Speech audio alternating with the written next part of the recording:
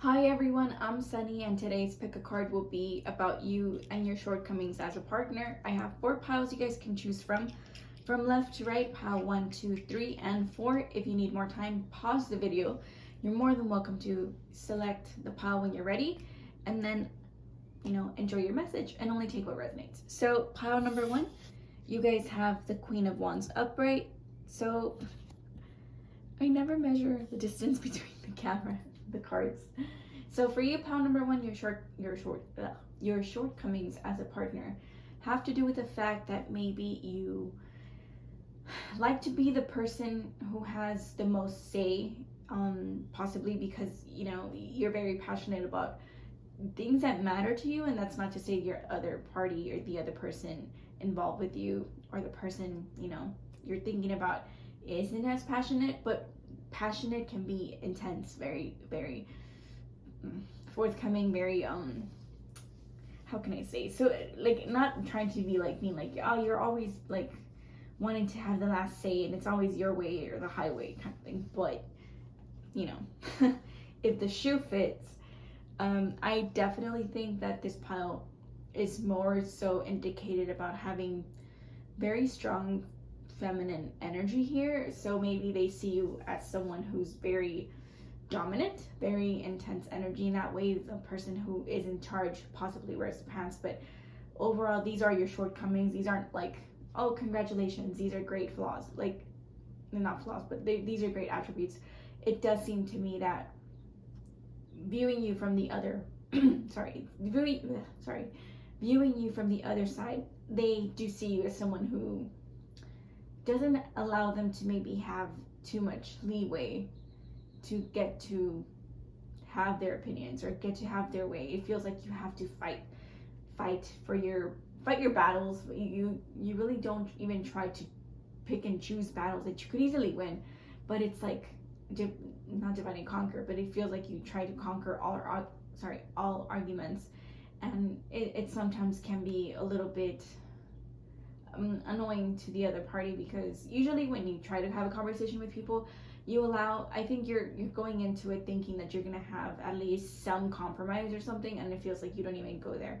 So this is more like a flaw. Like in your aspect, you might not see this as like an issue, because sometimes these are important issues. Like maybe they need to get things done, but you do things like you're this way because you have to get things done, and because if you don't do it, who else will? And nobody's gonna do it the way you want it to. So yes, of course, these are great perspectives to think about, but I also think, giving the other person the benefit of the doubt, or giving the other person, some room to actually step up to the plate, because I know this is like queen energy, feels like they're very mature, very, very experienced, very much people who know how to wield their power. So allow the person to basically step up to the plate, like you have. Like maybe at some point you didn't always have that opportunity to, but you stepped up to the plate too. So do the same for the other party so that they get to be on equal balance and footing with you. So thank you, pile 1.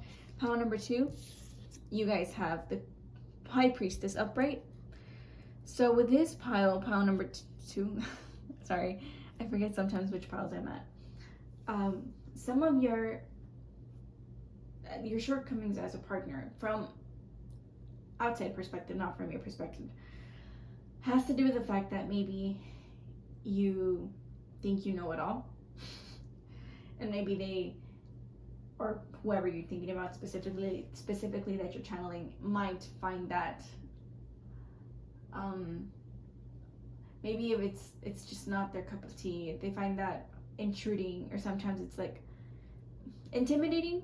I guess it's another good way of saying that. Something, it can be, yeah, mildly annoying, but not so much that way. It's more so intimidating, or it's just like, it just feels like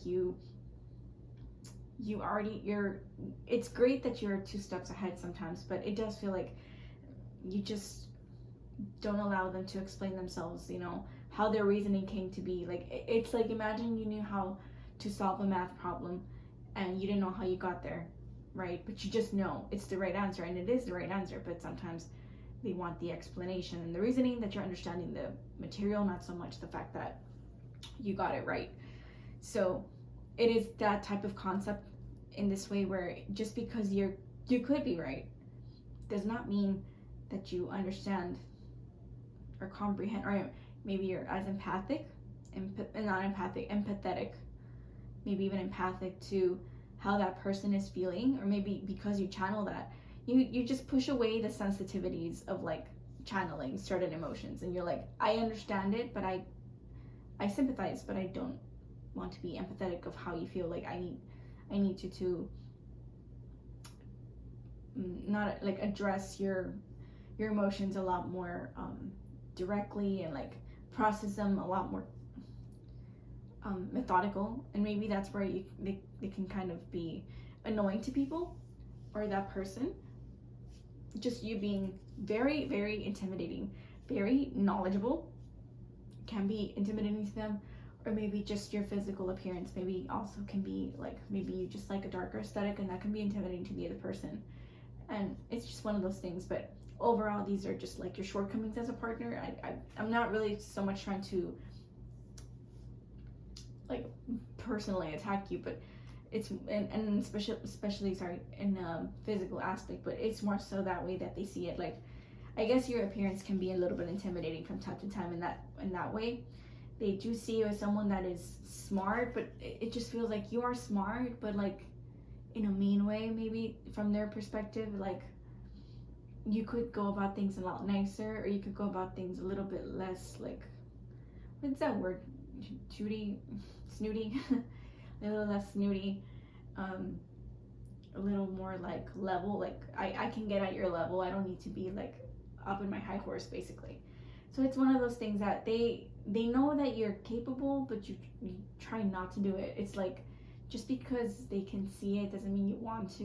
And it's it's understandable, but I also think that if you want them to approach you more directly and not like you having to guess their next reaction and stuff, like, I do think you have to realize that sometimes it's easier to just, let them approach you, not feel intimidated. Like, it's an open door policy, right? So take what resonates. Pile number 3, you guys have the Ace of Cups upright. So how are your shortcomings as a partner? What are your shortcomings? What is your shortcoming? It has to do with your emotions. Maybe you're a little too emotional to speak to, and maybe that can be a little bit tiresome for people, or your partner, or the person you're thinking about. I do think overall that it is a good quality, but in moderation. If you're doing things in excess, like the Ace of Cups, look at how it's just like spilling out. If you're doing something in excess, it can be a little bit draining, and like people might just like walk the other way. They're like, oh, here comes this person again. Or like, they know that when you get in your feels, then you start acting a little bit more intensely. And then you might grasp onto like maybe a specific emotion, and the message or conversation you were trying to have isn't really there. So it can be a little bit isolating sometimes, I guess, for the other party to actually speak to you, because sure, you're someone that can be talked to, but sometimes you end up talking more about your emotions rather than their emotions. And it can be a little bit selfish, or not. I wouldn't necessarily say selfish is the first word of or direction I'm going to, but more so, it's more so that you take over the space. It's like too much of you. What about them? So it feels like that word, like, I might not have the proper words right now, but I think you understand the message I'm trying to say, is that you can make things about yourself eventually, and then you could put the conversation more on the spotlight to you, and then it ends up being just catering to your feelings rather than their feelings and stuff. So maybe that can be a little bit draining in that way for that other side, that feeling emotions and being, like very good at being emotionally intelligent is great in theory, but in moderation, and knowing that there's a time and a place to listen to people, and then there's a time for you to be listened to. So have that thought in mind, pile number 3. And I also think maybe if you don't feel that it's like an emotional aspect, I do think that it might have to do also with your creativity, that maybe you are someone that has too many creative projects, and your person of interest, or the people you're thinking about, the person you're channeling, might find that very stressful, because maybe you're someone that has too much going on and they're like, okay, this is too busy. It's a very busy place. Like, personality is just very busy. Like, I just want to get down to the root of you, but it's so difficult because you immerse yourself in so many things that it's difficult to get to the bottom of who you are, the essence of you. So keep that in mind. But these are just some of the things that they would find that annoying. Overall, they feel this is a little bit more direct and softer compared to the other two piles, but I do feel that it's overwhelming. There's an overwhelming sensation of you, just you taking up, sorry, my voice is terrible, you taking up the whole space, and they're just like, I'm drowning. I'm really trying to swim and I can't. So that's what I have for you, pile number 3. Next, pile number 4, you guys have the ace, the King of Pentacles reversed. So with you guys, let me take a sip of water. Sorry, I didn't want to sound that screechy, but I still sound screechy. For you guys, your shortcomings might have to do with the fact that you don't have your ish together. They wish that they could depend on you a little bit more as a person of interest, or a partner, or friendship, whoever you're channeling. I think most of the time these readings are for romantic purposes. Sometimes most people watch that for that. And I think that they would like you to be the bigger person compared to them, or the person they can rely on, the person that they can come to, and they can not necessarily have their problems solved for everything, but more so that you always have an answer to their issues when they come to an end where they don't have a response. I couldn't even think of the saying, but the person they can actually go to and they can confide in. And it might be difficult for them to actually, feel that from you, because maybe you just haven't shown them the things that they've wanted or wanting to see in a partner, or maybe you just haven't lived up to the plate. No, that's not how it's saying. Live up to your potential is the proper way of saying it, I guess. But they see that you could, but you don't. It feels like you're someone that's very unstable and unreliable, maybe because you lost your job, or maybe because you're constantly moving around and doing stuff. Like, it feels like physical changes, like maybe your health is not, something that is always stable. It's chronic stuff, so they can't maybe rely on you financially too much, because they know that at any moment you could not feel great and you need to take time off, or you need to have rest, or you feel like you're a very airy person, or not saying necessarily you're airhead, but more so you're very up in the clouds, and you need a little bit more grounding, and you're not grounding yourself. And that's how they see some of your shortcomings, that they see the potential of you being more that you can, and to be mature, but you're immature, or you're just not settling for anything, or you're just very slow. Even though it's reversed, it just feels like you're very slow at maturing, and you're living more in the younger side of your life, the early phases of your life, when they want a different type of relationship, right? They seek something more stable and mature and responsible and ideal, and you're just not there yet, or you're taking your sweet time. So that's what I have for you, pile number 4. These are your shortcomings. Do take what resonates. Not every single message will resonate with you.